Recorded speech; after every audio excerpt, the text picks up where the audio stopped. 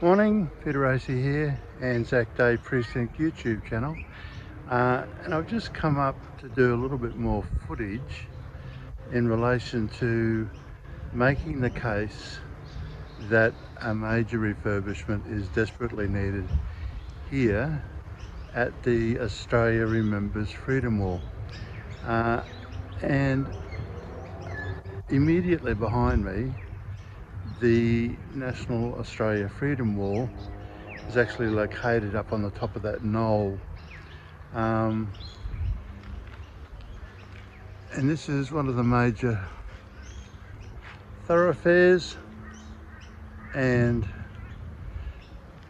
from behind me down that way, as you can see, on this October morning 2020, people do make their way primarily up here, but they would never know of this national monument behind me.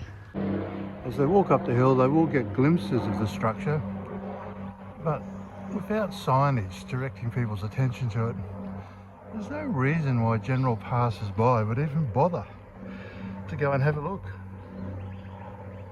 And the surrounding topography is very conducive of it being a major memorial, but the signage, I mean, that's it. The flagpole needs to be raised. It was above the tree line when it was established back in '95, but certainly isn't now.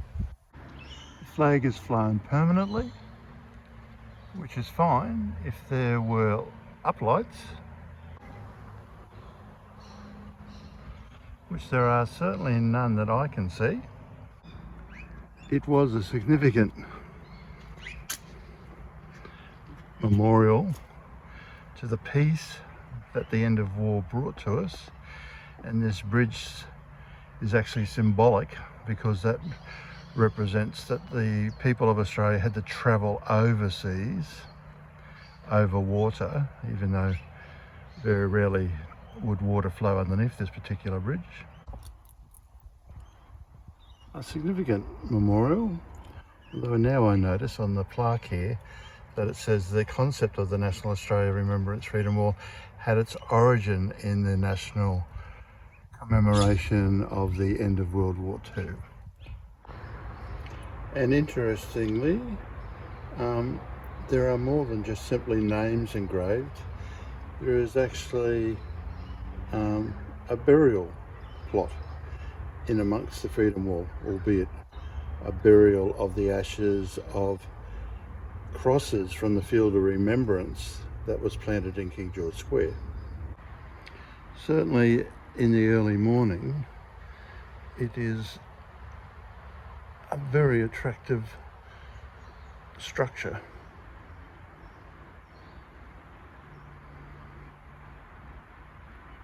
And amazingly, I've just discovered or realised that the entrance to Legacy Way can be seen from the top part of Wall 4, and also one can get a glimpse, and possibly more than that, of the Canningarlan overpass. The vistas are quite stunning, and I think the execution is without question superb. It just misses something, and I think the 80th anniversary, seeing that the 75th is now gone by, would be the perfect time to give it fresh meaning. Beautiful and serene.